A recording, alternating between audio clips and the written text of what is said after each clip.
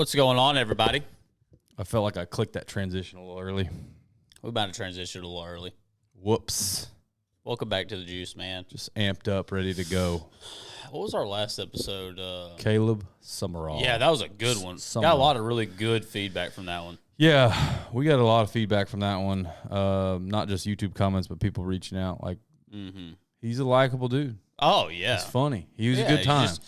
He's very real. Yeah. So typically that attracts a lot of people now in our industry. Real seems to be the new cool. Authenticity. Yeah. So Not that there aren't. Well, there are, but whatever. No, there's very authentic people for sure. I think really you take our industry out of it, just in life in general. You know, there's people that. Yeah, that's anything, you know. But I in our sport especially, people put on this show and stuff like that. Yeah, there is no hiding who he is and no, he doesn't care. He's awesome. No, he he said some things in that episode. I was like, all right, yeah. The one that kind of stuck out to me was the classic. Yeah, we're about to find out. Yeah, we'll get into that in a minute about us going to the classic. But if you haven't watched that episode, go watch it. He's got a little nugget in there. Kind of goes through quickly. Yeah. But it's basically that there has been some murmurs of some guys that are not wanting to fish. Mm-hmm. The classic.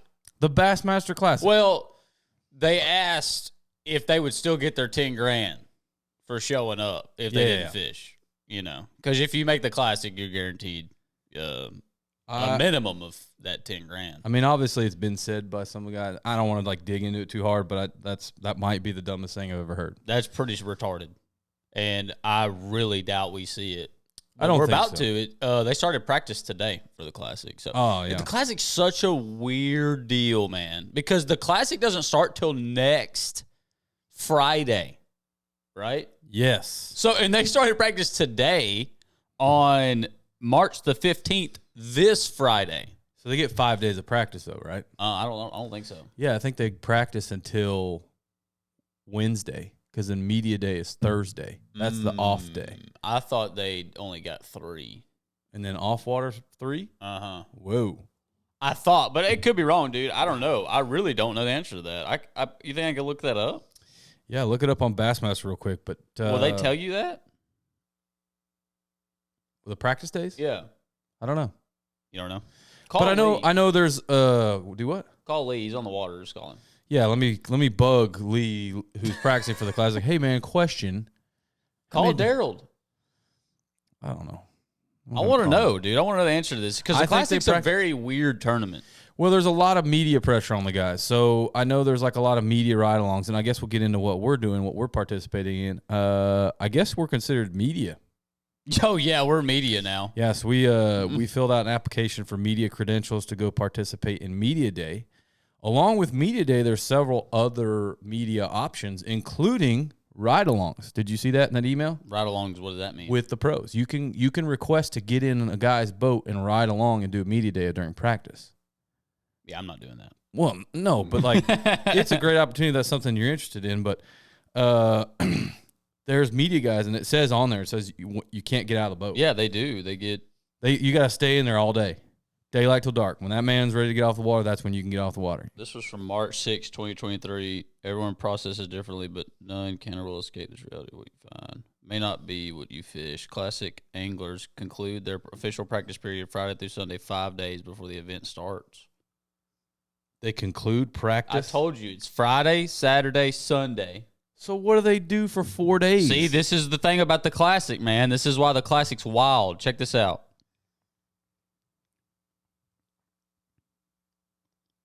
Everyone processes differently, but none can or will escape this reality. What you find may not be what you fish.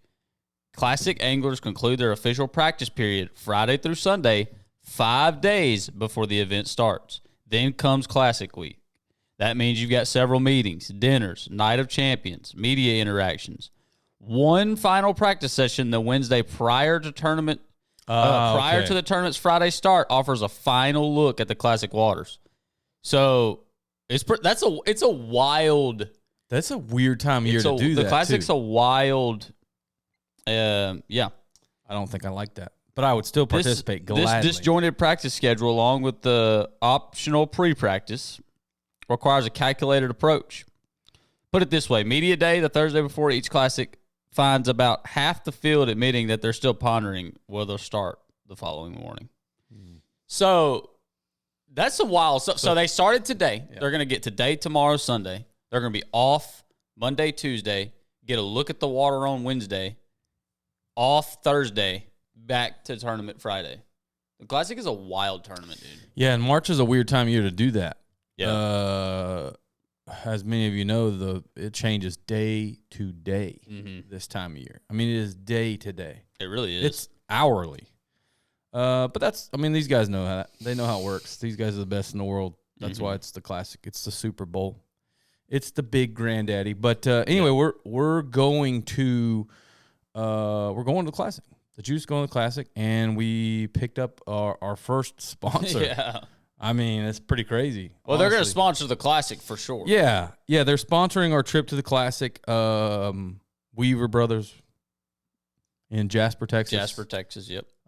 They're local to us, for those that don't realize where our studio is. Captain Ron's is not far from Jasper, Texas. Yeah, we're about 20 minutes from their location here, and, know the guys that work there, and they reached out. They want to be involved in bass fishing, and they like the juice. Man, so we kind of just pitched them this idea, like, hey, we got an idea. We want to go down to the Classic, and, we'd love to pick up a sponsor to kind of help promote this deal. And so we're going to drive a Ram. We're going to drive a Ram. Is it a Ram? Yeah. We're picking up the loaded out Ram, half-ton. We're going to be driving it's a half-ton? We're going to be driving a Dodge. I think they call them Rams now. Or do they call them Rams? Yeah. Rams. Ram 1500 loaded out. I got you. Yeah, that's right. Yeah. And we're going to be taking one of those jokers to the Classic. Yep. Riding in style down to the Classic. So that's gonna be what's up, man. It's gonna be really cool. Really cool. We'll have some social media stuff coming out. Yeah, we'll do more on that. And we're gonna do some sort of giveaway or something, you gotta do all that stuff. The social media. Gotta do it. Like, share, comment. Don't know if we're gonna do winning weight, what we'll do, but we'll do something with them. But that's gonna be fun, man. I'm really looking forward to that, going down there from a media side. I've been to the Classic as a fan.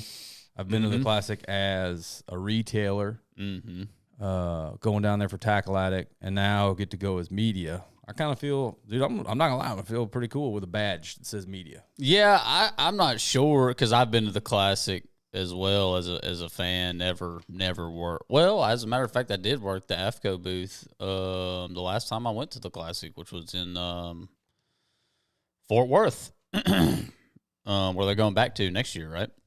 Yeah. I mean, it's cool, man. The media deal is going to be different for us, for sure. Like, we're not traditional media. No, like, interviewing these guys, like, I don't know. It's going to be different, but it's going to be cool. We're going to we're going to try to come up with something different. We're going to bring it to you from the way we look at it as fishermen. I mean, that's I think, where we're different. And there's other podcasts and people, like, I'm sure Pangerx going to be down there. I'm sure Duncan. Oh, yeah. I know they're all doing live stuff, and those guys are. Well, we just need it for our channel and stuff. We're growing, and you can't be involved. You can't have a podcast in fishing and not be at the Classic. Yeah, we at least got to be there. Yeah. So we will be. We're going. We did not go to Red Crest, however. No, we did not go to Red Crest. I don't think very much media has surrounded that event. And that wasn't necessarily because I didn't want to go. It's honestly because I forgot it was even going on. Well, yeah, I knew it was going on, but that's honestly is probably because my buddy Chad's fishing it, so that helped me a ton. But I don't see much about it. No, you don't. And that's because it's not what the Classic is, or it will never be even a sample. I mean, it's not even close. I mean, that's because when the Classic's going on, because you've got. Just like we're going as media, you've got all kinds of media there. You've got people from different countries. You've got people. I mean, it's a big deal, right? Like the expo is a huge deal at the Classic. Oh yeah, it's almost like ICAST. Well, it's actually one of the two major release dates for new products. There's a lot of new products. There's products that we want to go put our hands on. And I'll be honest. I think it's that fan interaction, man, and that's where Red Crest takes it away. There's not a freaking weigh-in. There is, but it's not. You know what I mean? Like, they show up. I don't know, dude. It's bad. Yeah, I mean, I feel like our trend now is bashing MLF, but I'm not bashing them. They're just not doing a good job, man. I'm not saying the Red Crest. I'm not saying I wouldn't love to fish. I would love to fish Red Crest for $300,000 against 49 other guys. Sure, but absolutely. Would it deflate me a little bit when I got there and looked around and realized that nobody's there? Nobody's around? Probably a little bit, but if I wanted, I wouldn't give a crap. Do you think they did it on purpose, putting it like the week before the Classic? No, I think. Really? You don't think there's a little bit of like... I think at this point it's just like, whatever, dude. We're just hanging on till it's over. I don't know. I think it was intentional, malicious. Didn't work out very well. It sucked because then they force the industry guys, to have these booths. Like, you got to pick because it's expensive to go to these shows. Do people have booths at Red Crest? I think there's an expo. No. I know people are at Red Crest working booths and stuff, but I don't think it's anything. Well, I mean, if you're a company, let's take Shimano for example, and Shimano's big time. They got. I mean, you're talking top of the food chain as far as marketing dollars, I'd assume. I'm just making assumptions here, but can they have really justified doing both shows? I wouldn't know. Like, if that was me as a business and I would have to know what Red Crest, I would have to look into that because I don't know. Maybe the expo was a bigger deal. I just know there hasn't been that dang much media about it. I haven't even seen the expo. I haven't seen videos. I don't even know what it looks like. So... Yeah. No, it's a totally different feel for sure. But anyway. Hey, I don't want to discredit any of the anglers that are there. They've earned it's hard to qualify for. It's a big deal. Yeah, it is. It's a lot of money to fish for. Mm-hmm. And whoever wins it will have earned it. Heck yeah. Looks like Michael Neal, from what I saw, is going to be one cool. to watch. I'd like to see him win. He's won enough money. I'd like to see him win. Guy in second's won enough money. But yeah, today... We got a guest. And we're going to have... He's an MLFer. Yeah, he is. Well, yeah, definitely is. We're going to have Mr. Alec Morrison on. And he did jump on our live at Tackle Act. I don't know if y'all got to see that or not. He jumped on there for a little bit, but we're going to actually have him on the show now with some more time. He's down here at Toledo Bend, kind of doing some pre-practice for the Toyota coming up at the end of the month. So Toyota on... Toledo Bend. Well, let's get him on the phone. Yep. He's probably sitting at a boat ramp waiting for us to get done. I don't know. He's probably on the water.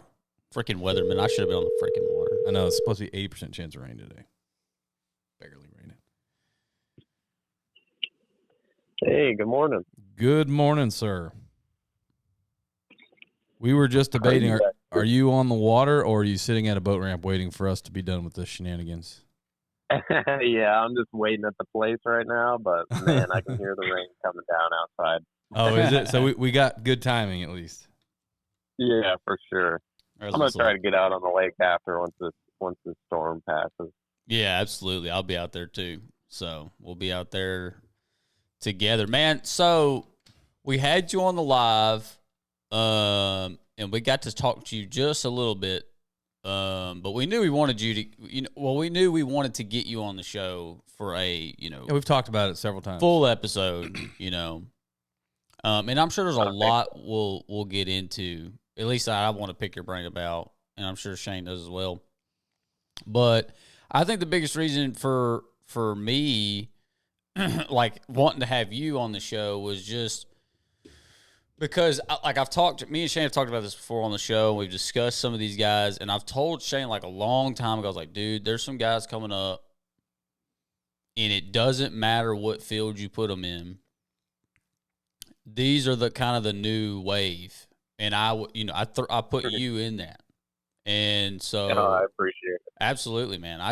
I think there's a new wave of guys coming, and there's probably a lot more that I don't know who they are just yet.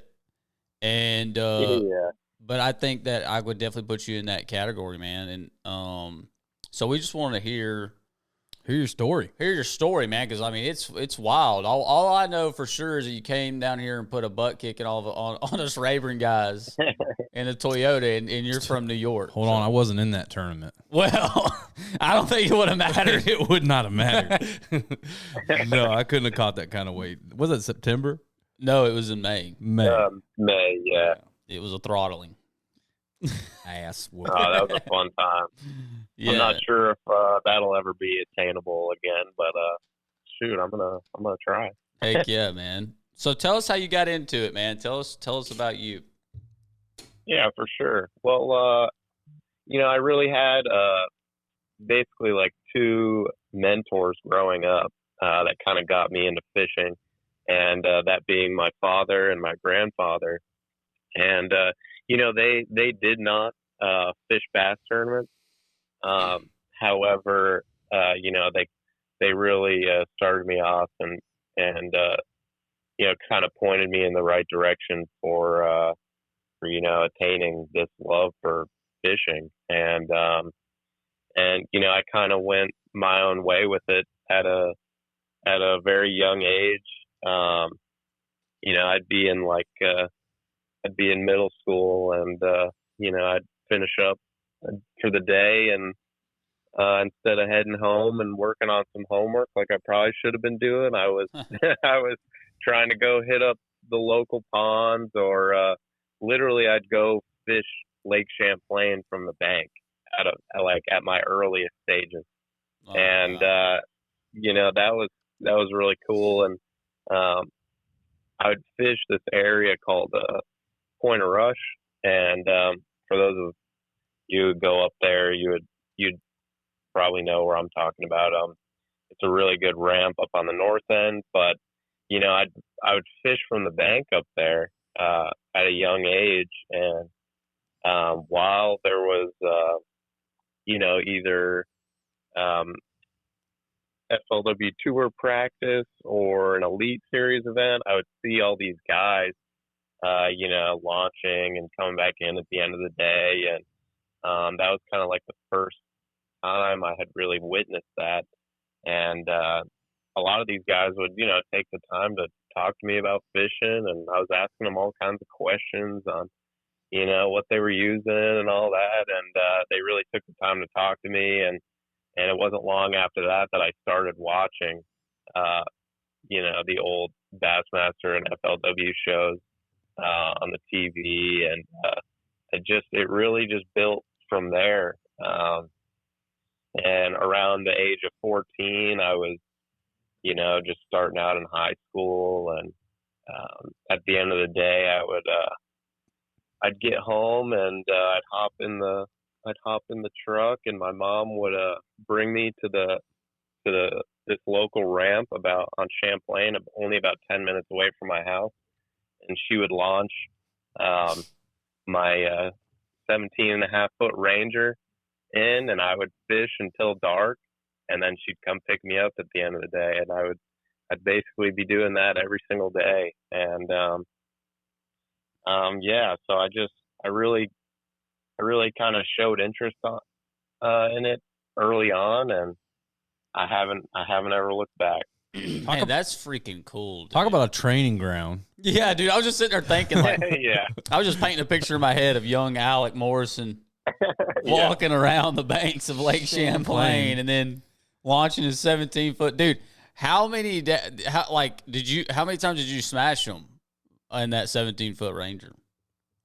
Oh, so many times. Every day. Yeah, it was so good. But, the lake is obviously just amazing. It's still, I think some people say it's kind of on, a downhill right now. I don't think they really realize. But it's fishing about as good as it ever has. But the fishing was definitely different back then. They were even dumber than they are now, where I was just idling around, and would pretty much look for rock and stuff, and then go drop on them on 2D. And man, I can remember having insane days catching 80 to 100 in the middle of the summer, just dropping a drop shot down to them on 2D. I would just drive around until I saw a mark on my 7-inch Lowrance at the console and then just throw my drop shot to the back of the boat by the engine. And Holy crap. it basically wouldn't hit the bottom. And you could just do that all day and catch as many 2 to 4 pound smallmouth as you wanted. So did you prefer to target the brownies versus going green on Champlain? Yeah. So originally, basically the area that I'm from, I live in Peru. It's just south of Plattsburgh. There really isn't a lot of the great largemouth water is on the Vermont side, in the inland sea, or if you travel south and go to Thai on the southern end of the lake.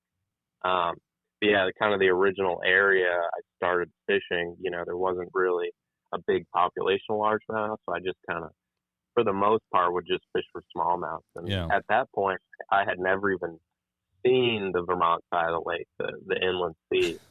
And so I pretty much just cut my teeth in that whole New York northern section of the lake, and just caught as many smallmouth as I could. That's awesome, man. That's awesome. So when did you start getting into tournaments? I didn't. I fished a bit of high school, junior and high school tournaments, and it's nothing compared to like the high school tournaments down here. It would be like 15, maybe 20 boats. Oh wow! And there'd be like one event in the state all year. Oh wow! Yeah, so it's a totally different deal up there. But yeah, I did the junior and high school stuff for a few years. But when I turned 16, I started entering all the FLW events as a co-angler. Just the Champlain events. I believe the first one was can't remember if it was a Rayovac or an Everstart. But yeah, I started doing that when I was 16 and fishing as a co-angler, and really just tried to, learn as much as I could from the people I fished with. Got you. So you fished through how long did you fish as a co-angler? It looks like I'm staring at your stats here while we're asking you these questions here. So it looks like up until 2020, basically. Yeah, for the most part, I would do. I would say like 2018 was like the last year that I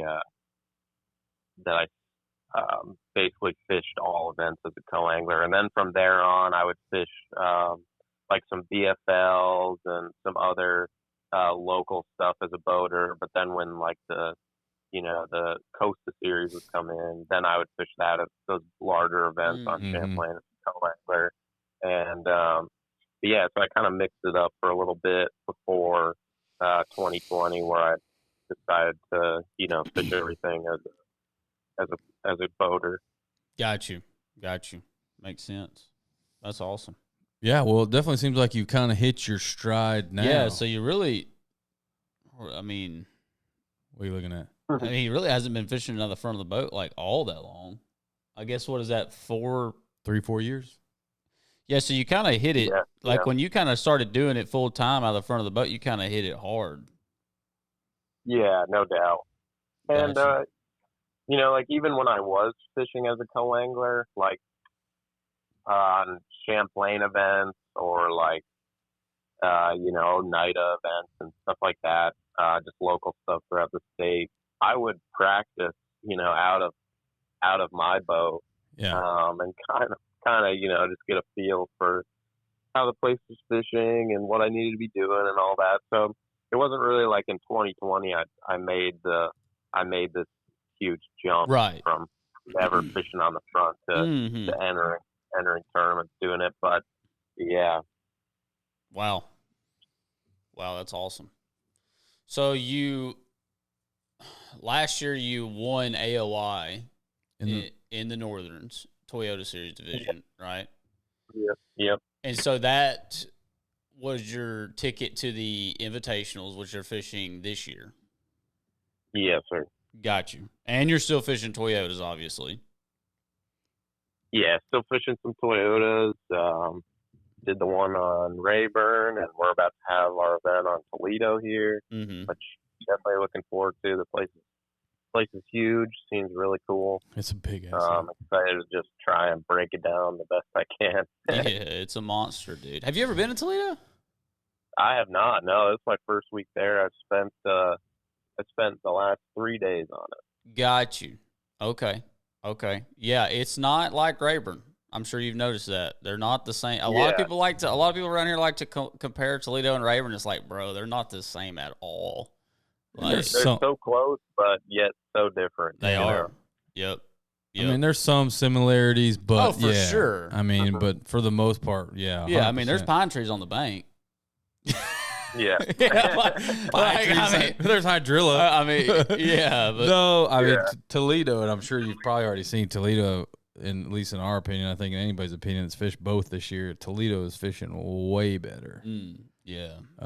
As far as numbers, as far as just the Rayburn's quality going off. I mean, Rayburn went off. Rayburn's kind of going off. We didn't even talk about that. The belt. Yeah, I don't know. Rayburn right now is kind of going off. Yeah, it really is. I was out dude. there a few days ago. Well, I was out there the day after the Brandon Belt ended, and it was stupid out there. I couldn't believe it. So yeah, it's definitely fishing good right now, and I'm sure Toledo is too. You just gotta really figure out where you need to be, I guess. I haven't run into anything too special yet, but I'm looking forward to trying to find it. Yeah, I went over to Toledo the other day, and I got my butt kicked by it, honestly. So yeah, I think it's kind of one of them. It's so big, you just got to kind of figure out where you're comfortable over there.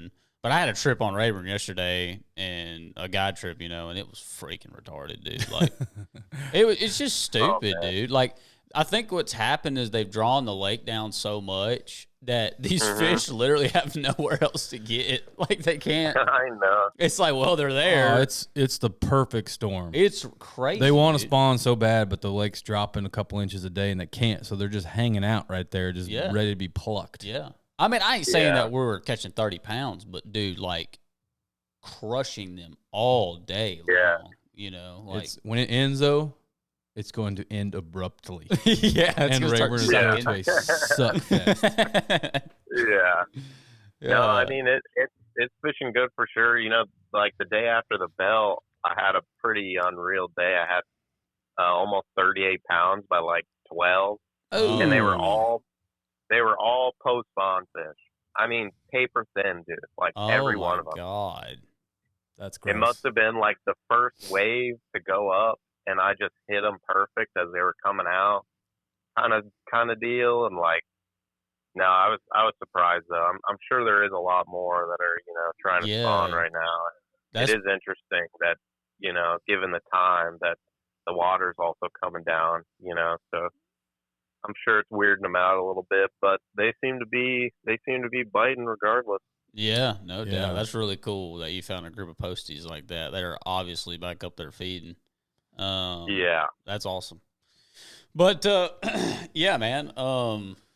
What about your invitational so far? So you've been to, obviously had a really good event on Rayburn. And then what did you finish at Rayburn in the invitational? I finished 9th. Okay, so you top 10. That's what I thought. How did West Point go? West Point was good. It was kind of a bit of an unknown a little bit for not only myself but a lot of people. But regardless of that, I was looking forward to it. I spent a decent amount of time just pre-practicing and looking around. I kind of felt like I had found like one area of the lake that had a good population of fish. In practice, I spent a decent amount of time like looking for largemouth shallow, but I never really like pinned anything down that I felt comfortable doing during the event. So I predominantly just fished for spotted bass, and I was getting some quality largemouth bites every day doing it. I say some. I would get like one good bite a day doing that. Like day one, I caught a 410 largemouth, and that was kind of my big bite. And then day 2, I hooked one about that caliber, and didn't get them in the boat. But then day 3, I did not get one of those larger bites. But yeah, I weighed predominantly spotted bass during that event, and just tried to stay consistent with that 12 pounds and up kind of range. Mm-hmm. And I knew that if I could just kind of stay consistent in that one, that it would go the extra mile. But yeah, it was a good event. I had a lot of fun. It's definitely a tough place, but Mm-hmm. it's just hard to get those better quality bites, those fish over 2 pounds. Mm-hmm. But it's definitely rewarding when you would get them, for sure. But I ended up finishing up 12th in that event, and happy to grab some good points moving forward. Yeah, awesome points. I mean, those first 2 events, 9th and 12th.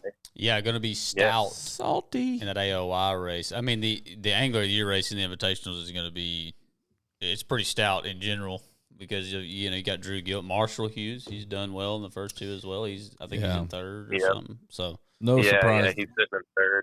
Yep. Yeah. Well, I appreciate your post too, by the way, on that about the Rains worms. Oh yeah. Yeah. So I went and bought a pack of those. They work, but they're $9 or $10 a pack, and you get 5 of them. Are they really? and you catch one fish with them. You could rig them probably a different way to make them last longer, but the way I are you like Neko rigging them? Yeah, but I was using that same Hayabusa hook that you were talking about. I was trying it a couple different ways. I tried it with the band, with the hook, so that way you can maybe get another catch or 2 out of them. But then the other way, like totally weedless, you catch about one fish. Is that the one you're using at Eufaula? Huh? Is that the one you're using at Eufaula? No. Oh, okay. It looks a lot like it. I thought it did. This thing has got a ton of movement. You have to do anything to it. Got you. But it's really good. I mean, it's just a soft worm. Typically, with that hook setting, with that Hayabusa 202, like you said, you're not going to get as many bites on it, without it tearing. But like a typical setting, with just like a regular Neko or wacky hook with like fluoro or wire guards, I'll just use. I don't use like O-rings. What I do is I buy like marine grade shrink tubing in bulk, and then I just cut the sleeves of it into like rings essentially. Yeah. And I'll use that, and what that stuff holds up like really, really well. You can definitely get more bites for sure when you're using that setting. But that's a good idea, because it's probably cheaper, because I buy those bands, I'm talking about those clear bands you see. Yeah. But those things are so expensive. I didn't think about buying something from like a hardware store like that. That would make sense. Probably a lot cheaper. Yeah, no doubt. It's a lot cheaper, and they hold up really well. And you can buy like an assortment kit, and it'll be like, there'll be like 12 or 15 different sizes in there, and you can pretty much match them up to whatever worm you need. And then if the band is like a little too large for the worm you're using, it's just heat shrinks. You just take a lighter to it and shrink it down. And the marine grade has like glue on the inside of it, so it'll like kind of harden. Oh, okay. So it won't make slide. it a little stronger. Yeah, exactly. Got you. Dang, a little tip there, a little tidbit. Tips with Alec. I totally stole. I was like, I'm gonna try those worms because Tackle Addict's got them.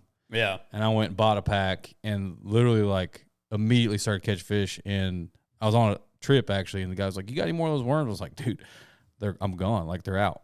I literally bought one pack. Oh man, that's awesome. I went back and bought more, and I also bought some that I thought maybe be like. I got them. Yeah, Alex got them. Oh well, you should have told me that, brother. We're gonna find you on Toledo today. Speaking of, I did want to ask this. But we're not doing this. Not doing this on the episode. What do you mean? Let's trade secret for secret.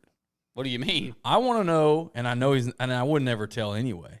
If I were him, I wouldn't. Are you talking about you're gonna delete this out of the episode? No, I'm gonna ask him off the thing. Okay. But I just want to ask him here, put a little pressure on him, get him to commit to this idea, and then when we're done recording, we can have this conversation. But let's trade what you caught, what your winning bait was on May, for winning bait on Champs, the 39 pounds.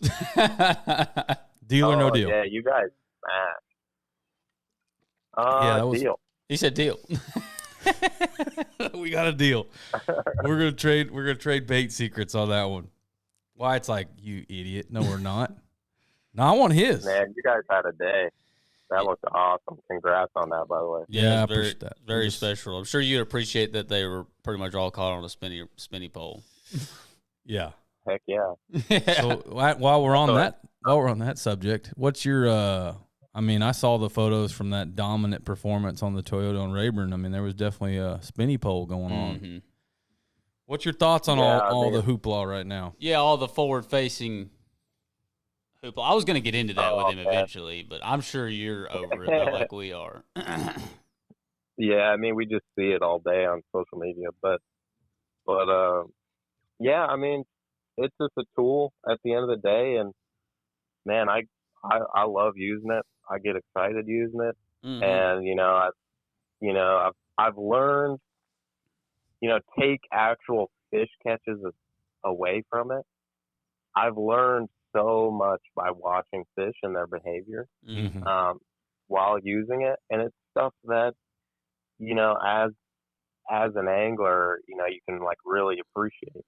We always used to just draw all kinds of these conclusions on what we thought was going on and based on conditions or whatever it may be. But now, you're working with certainty now. And you get to learn a lot of really cool things about, how fish behave and how they relate to cover and feeding windows and, really just the whole nine. So I love using it. And when it comes to tournament angling nowadays, I feel like you got to be with it because if you're not, it could be hard on you. Not good. It will. Yeah. So did you you get a chance to listen to Dave Mercer's podcast with Rick Clunn or did you watch that or no? No, I have not yet, but it's saved, so I definitely will be at some. That one you need to give it on a listen. Oh man, Rick has a really, really good take on the technology and in tournament situations, and man, he just lays it out there like it is. A surprising take. Not, I think most people would assume Rick would be on the other end of the line. Yep. And Rick's deal was just kind of like, man, I wish I had more time, and he said, hopefully I'll, be around. And I think he said 2040 or whatever it was, just to see what it becomes. Like, he's excited about it. Yeah, he's excited about the future and understands it. But man, I just really appreciated him saying that and stuff. And I know you. So a lot of these guys, they'll talk about the younger, generation, and I'll include myself on that, even though I'm getting older. But the younger, generation and how it just takes the instincts away, and these younger guys don't have any instincts. They don't follow their gut. Yeah. And I just think that, you can attest to that, I think, about that, you know what I mean? Because it's just not true, you know what I mean? Yeah, no doubt. I almost take it as like that's kind of, kind of pisses me off in some ways, because it's and they like to paint this picture that it takes away your instincts and and that these guys aren't working, like they're not having to work as hard because of this technology and stuff. And then I see guys like you, like I don't even know the last time you've been home, like how hard you work. You know what I mean? Yeah, no doubt. If anything, it makes me work a little harder because I'm trying, especially coming to a new place like Toledo. I'm like running all around trying to break down this huge body of water and even with scope, you're gonna have some tough days. You're gonna have days where you're not gonna maybe see many fish or not get many to bite, and it just definitely adds a different level to all of it for sure. But a lot of people do like to think that this younger generation, a lot of guys are just kind of like a one trick pony, and if they can't use it, then they're kind of out of it. But yeah, it's I use it to my advantage, no doubt, and it's kind of where things are going. And like you said earlier, it's crazy to think about like what it may become in the next like 2 years, or not 2, like 10 years. I get all these. My buddy and I joke about it all the time, how there's going to be like thermal imaging for like flipping fish in grass. You're gonna like see them in grass. See through the mat. What? Yeah, like who knows what's gonna be next? But oh God, exciting to think about. That would be man. Nuts, man. That is nuts. That would be crazy. But no, on the whole instinct thing, and what you talked about is that you've learned. You were saying that you learned so much about fish movement and behavior. And even Rick touched on this a little bit. He did. He's like, you ever thought that maybe we were just wrong? Yeah. Maybe our guesses. You know, if you look back like pre-scope days, pre-forward-facing sonar, you know, there was times you're, oh, well, it's March in East Texas. They're spawning. You need to go throw a Cinco and a chatterbait and you know, do the traditional bass one-on-one things. And that was, at the time, what we felt like was the most effective way to catch him. Well, like Rick said, and like you're touched on there with the you know, learning so much. You ever thought we're just maybe we're just wrong? Yeah. Maybe our initial guess was not actually accurate? Not necessarily wrong, but not the best way to catch them. It's not textbook. Like it doesn't have to be this way. I do feel like there's a little bit of rewriting of the book, though. 100%. It's not the most efficient way to catch the biggest fish. Not always. And yeah, no doubt. We were like, you know, definitely on the right track, and all those. I feel like all those kind of assumptions were correct, but you know, having scope, it turns out that there's just a whole population of fish in all these lakes that like they're not going by the book that we wrote. You know, they're just basically doing whatever they want to do, and you know, big fish especially, like really big ones. Yeah. You know, they're not. They just, a lot of them are rogue, and they basically float around wherever, you know, just do whatever they want to do, and they're not, you know, they're not so concerned with, you know, conditions or time of year and what we think they need to be doing. Yeah.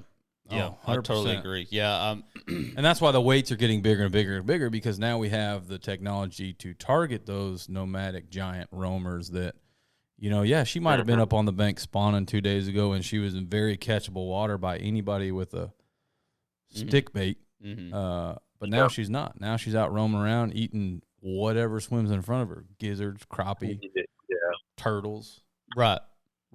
Yeah, you know, Cody Huff, when we talked to him, he kind of made a point about that, like on bull shoals and table. Like, well, yeah, it's this time of year. Them fish are out there suspended. You can't catch them. You know, like they knew they were probably out there suspended, right? They're like, yeah, you can't catch them. Yeah. And then Cody said he got that technology. He's like, well, I'm going to go catch them. I'm going to go catch them. Yeah. That's almost exactly what happened at Champlain, too, because, you know, like when the elite event was won, like that like early July to like mid-August,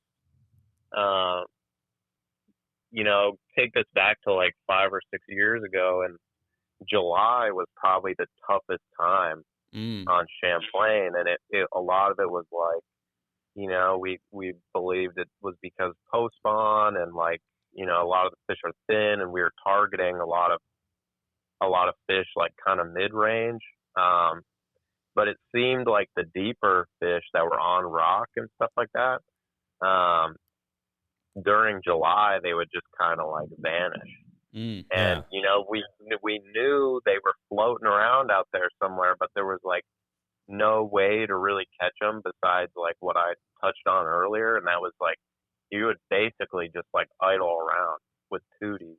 And then like, when you would see one float around, you'd throw behind the boat and catch them on a drop shot. But you know, there was definitely like July was like the tough period, and things would kind of slow down on the lake. And you know, we knew there was a lot of them floating around out there that were catchable, but there was no way to really do it. And then now, I look at July now as like one of my favorite times to fish on Champlain. It's just totally different. Mm-hmm. We just we're able to access those fish now on a totally different level. And as far as Champlain goes, there's just a whole population that lives out there and just roams around open water, eating alewives, and they'll do that for a few months, and those fish were uncatchable before and got little to no pressure at all. Yeah. And now we can just go catch those suckers all day. That's awesome. Yeah, I've heard stories of guys. Now this isn't a lot, but like I think y'all are going there. You're going to Champlain for the Invitational, correct?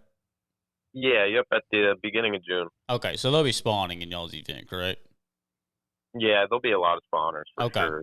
Yeah, I've heard stories though, like even when they're up there spawning. Now, I'm not saying this is the way to win or none of that because I haven't even been to Champlain, but I've heard stories like there's always kind of bait chasers out there, even in the middle of spawn. He's like, I've heard guys talk about it's not near as easy. Like there's not near as many, but you can still do it. And I think it's just kind of a point proven there that these fish just don't operate all at the same time. Yeah, and the same waves as that everybody thinks they do. So yeah, that's really cool. Yeah, it's just they don't really all. It's like the Florida strains. I look at like these places down here with Florida strains, and like right now it's like a prime. I mean, there's probably a lot of bass on spawning right now. So like, it's like at the end of the day, like Florida strains, they don't all go in one wave, and especially the really big ones, like we touched on, like even if when they do go up to spawn, they may only be there for like 2 days, and then they're gonna leave. Yeah. So I'm always just trying to look at like where they're coming from and like where they're going, and you can always find fish out there offshore. Sure. Yeah, no, we definitely prefer to target transitioning fish. Yeah, I think it was I forget where I heard. Man, I don't remember. But I think it was like another one of the forward-facing deals of the argument was like, targeting those fish. That was like their protected zone, right? Like, and since they're getting targeted now, they're it's not good for the fish and stuff. Yeah. And I just started thinking, I was like, all right, so these group of suspended fish out here that let's say you don't have forward-facing sonar. This is 7 years ago.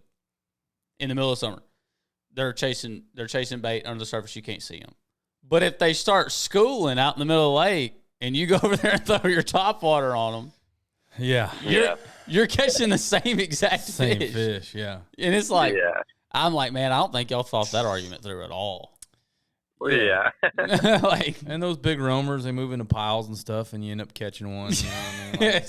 It's like, well, you can't go over there and catch them with that freaking ball head and that 3-inch minnow looking at them on the screen. But if they start busting, I'm going to go over there with that top water, and that's all right. Right now is my favorite time of year to do the sight fishing comparison.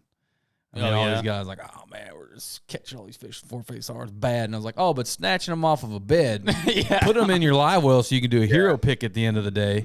Yeah.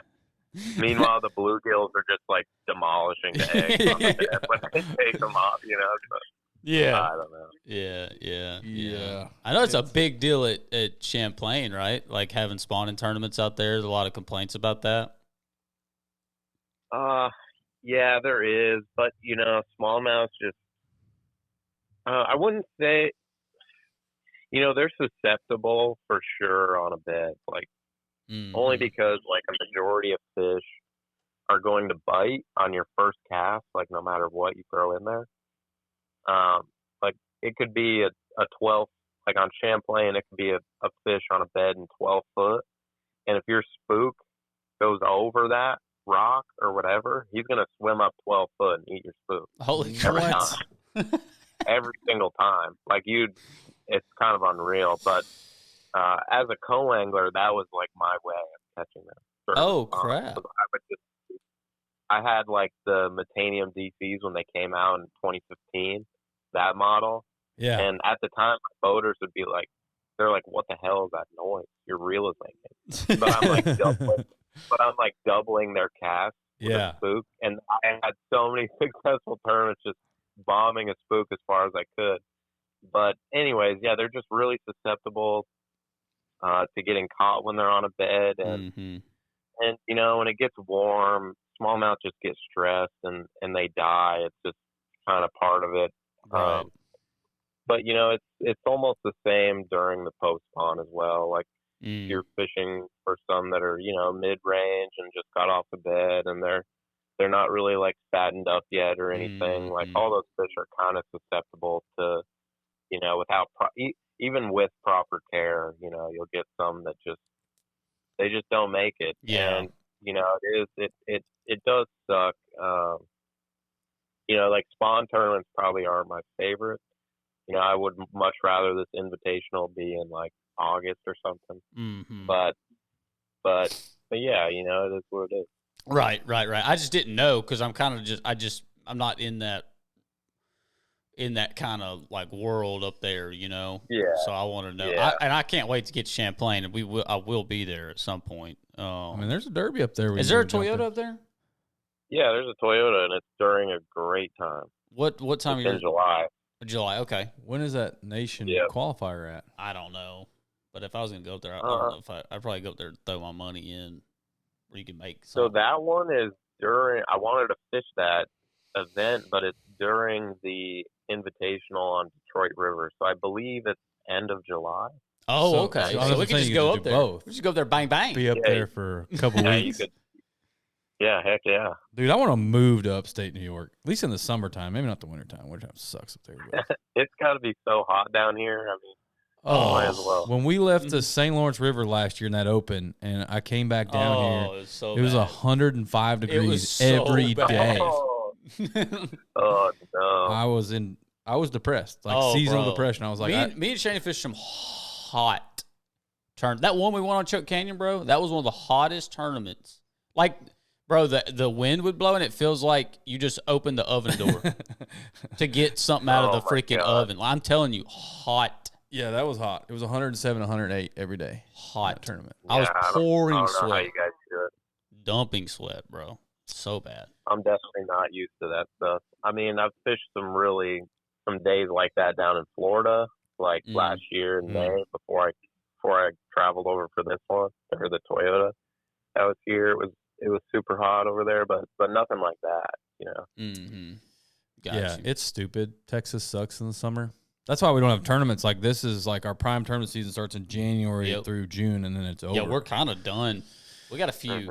And it goes quiet until the fall, and then it's kind of mixing with hunting. It's not very good, but anyway. So what's the you want to talk about the future for him? Yeah, I want to know what your goals are, man. Are you trying to get to the BPT that's quickly evaporating in front of our eyes, or what's your goals? Shane's not the hugest MLF fan. Way to tee that question up.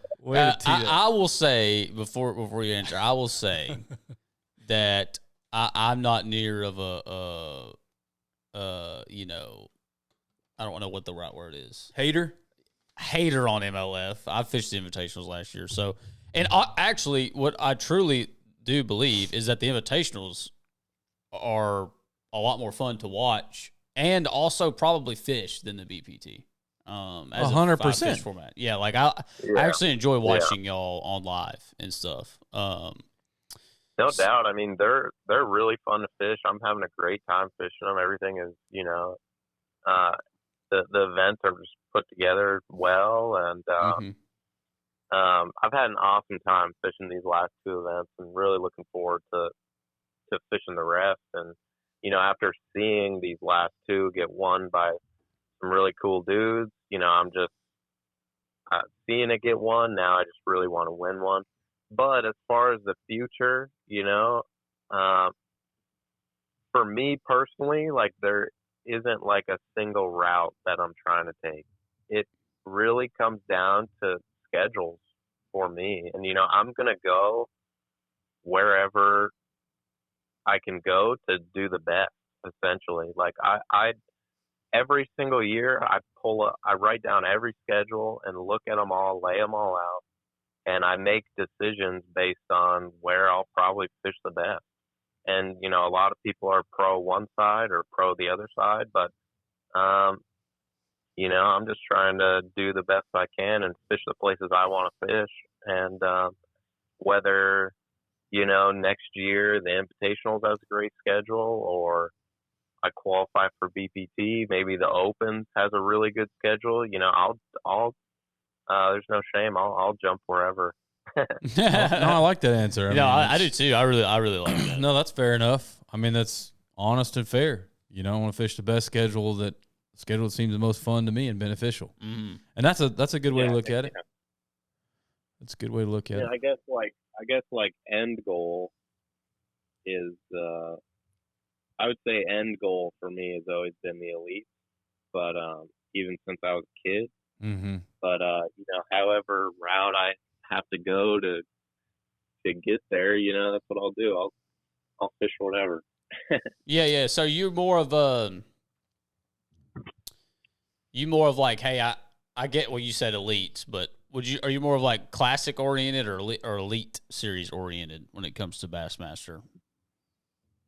More so it would be. I can't imagine how unreal it'd be to fish a classic. The classic, of course. I know they're both kind of hand in hand, but the reason I asked that is because kind of like me and Shane, we didn't fish the Opens this year, but we fished the national qualifier as a route to get to the classic. So now we get that chance at Grand since we qualified. Top 3 go to the classic. So it's a real thing. It could really happen. I'm not gonna lie. I'm kind of glad that you got a conflict with the Champlain on Bass Nation, because I'm rooting for you, man. But he would come to Grand in the fall. It's like top 25, right? Yep. Top 20. Yep. Top 20, that would have been and it's a freaking fun tournament, dude. It's freaking fun. Bass did a good job. They did a really good job. I can imagine. Yeah, no, I saw that pop up and I was like, heck yeah, I'm in this. Got that top 25 secured, and then I saw it was conflicting. I was like, oh, I'm not going to be in that one. And the other ones are on not cool places. That's why we went to Eufaula. And the other ones are on the Mississippi River, which actually is a cool place. Yeah, La Crosse. That's a little far for us. And then the Arkansas River. And the Arkansas River. So yeah. I'd jump in one, man, if you can, if it lines up, because it's a tremendous opportunity to get to. It is dumping. Is that rain? That is rain. Gallons. Oh yeah, it's dumping rain. That's rain. Yeah. You got your plug pulled. I don't. I gotta pull the plug on my boat.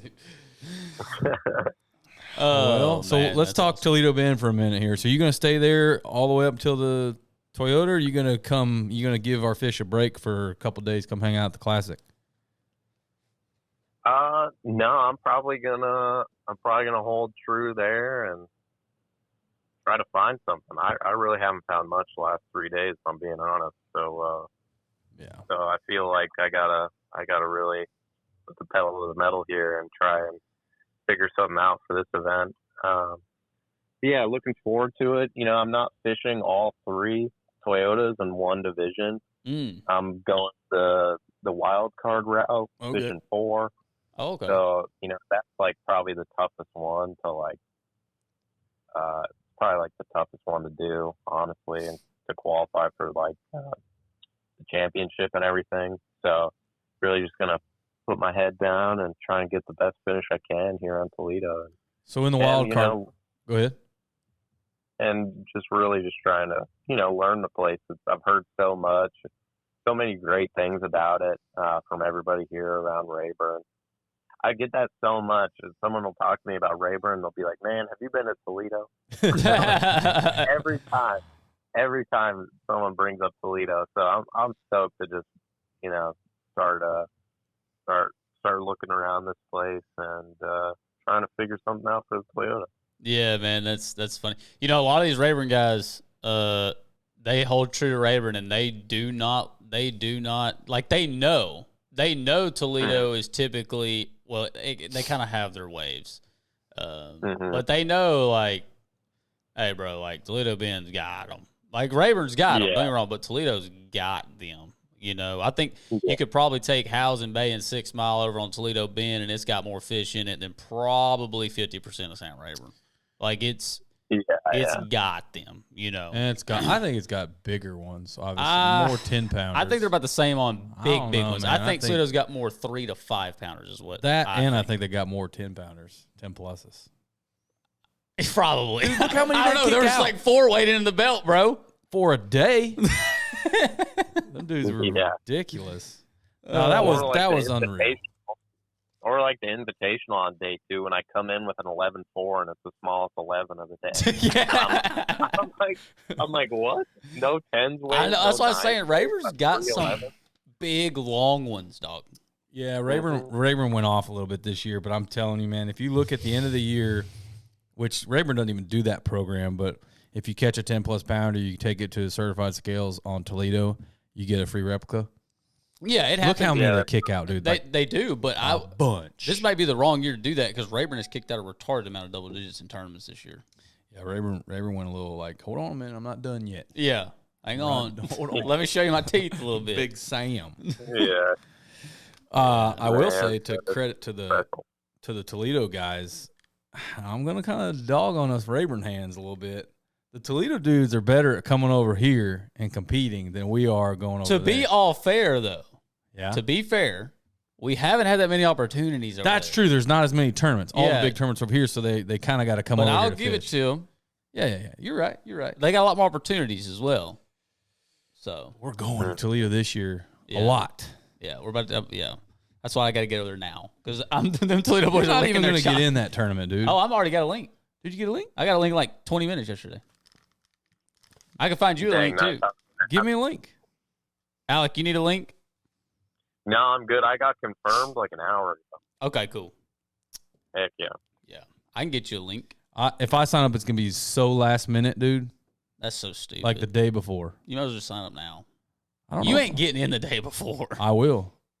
I know Dude, people. No, that's so I know stupid. people. I know people. Anyways. I know Randy and Daryl. Keenan Queens of Toledo Ben. Oh man, what else you got for Alec? Man, nothing. I think it was a good episode. Yeah, we're gonna have to, Alec. If we're over there, which I'll be over there, we're gonna have to meet up for lunch or something one day. No, heck yeah, sounds good. Who are you staying with? You staying by yourself? No, I'm gonna be staying with Jaden. For the Toyota. Yep. Yeah. He told me that he's getting a place. I might be staying with y'all as well, actually, since he's gonna. Oh heck yeah, sounds good. Since he's gonna get a place over there. But yeah, man, you got nothing else for Alec? I'm good, else. Man. That was a great episode. Yeah, that was a great episode. That was fun. I appreciate it, guys. Yeah, man, appreciate you taking time, not catching teeners. Just took you off the water. Oh no, he ain't. The day's not over. No, he'll go catch one. Yeah, the day's not over, bro. No, let's end on that story. Well, we talked about that in the live one. I did see one on Toledo my first day that was scary big. Oh God! Did you get her to track something? Yeah, like 6 times, like jump, like 13 plus, and I was like, God. oh my God, what is this lake? And I've only caught like some 4-pounders and a couple 5-pounders, but yeah, the first day I did see that one, and I was like, oh my God, what is this lake? This place is stupid. There's dinosaurs out there. There's freaks. Yeah. There's some place I'll tell you don't want to fall in. Come up trying to eat your prop like it's a buzzbait. Yeah. Oh man, we appreciate it, man, and we'll be hollering at you soon, and stay safe on Toledo, and I'm sure we will be seeing you pretty soon. Oh, awesome! Thanks a bunch, guys. I appreciate you having me on. Yes, sir. All right, man. Talk to you. See you. Yeah, Alex, good dude, man. Works real hard, man. Works real hard. That's the thing.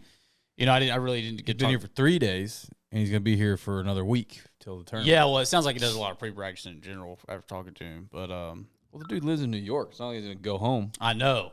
Yeah, that's what I'm saying. That's the thing that I didn't really get into it with him on the phone, but going back to this, forward-facing sonar deal, which that really doesn't matter as much here in this situation, but they like to, some of these guys like to take these credit away from these guys. and the reality is they're outworking everyone, everyone, like by a lot, and that's coming.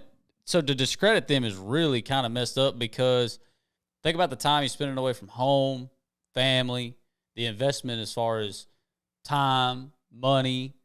We're talking a lot of sacrifices, a lot of work. Now, I'm not saying that he's not happy doing so. It might be his dream. Might love that. But to discredit that and to take that away is like, man, that's messed up, dude.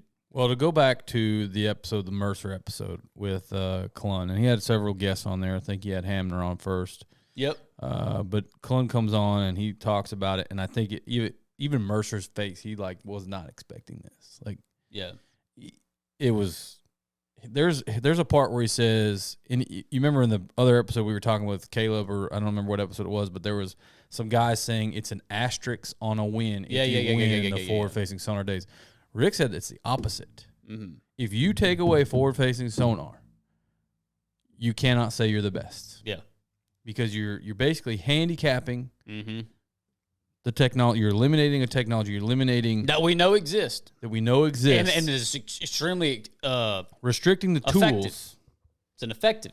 I don't know. I'm just tired of the argument, to be honest with you. Right now, if you're in the game, if you're at the highest level and you're not using the technology, that's on you. Yeah. That's on you. And I got several friends that are fishing at the highest level and are not fans of it and are not happy with it. But it's like, man, you got it. Go use it. You're good enough to be as great as you want to be.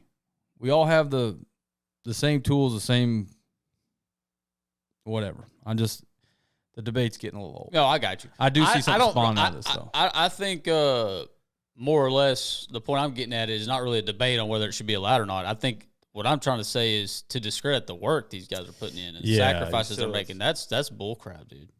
Yeah. And at the end of the day, it doesn't really matter. All this is opinions, because when they're out there working and it comes tournament time, when you drop your bag on the scales, normally it shows. So we're not gonna lose to it. Normally it shows. I'm not gonna lose to it. I'm gonna use it, but I could see a non-forward facing sonar trail popping up out of this. Yeah, I don't. And I can see some veterans of the sport participating in that. That's fine. I won't be there. So I guess that's it, man. It's a good episode, and we'll get this out before we leave for the Classic. And I'll try to get it out this weekend. And we don't leave for the Classic until next week. So Classic. Before we shut this off, leave something in the comments on what you guys want to see at the Classic, because we had no idea what they want to see from us at the Classic. Yeah. I mean, if they got a mechanical bull or a mechanical fish, I'll ride it. There's going to be a mechanical. I will ride it. All right. There you go. That's happening. He said that's happening because it's there. I'm going to ride that joker. I'm not.